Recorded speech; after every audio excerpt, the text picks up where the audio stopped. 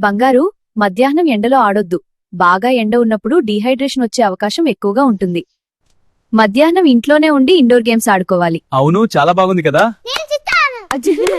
ఎండాకాలం ఎక్కువగా మంచినీరు, కొబ్బరి నీరు, మజ్జిగ, పండ్ల జ్యూస్ తాగాలి.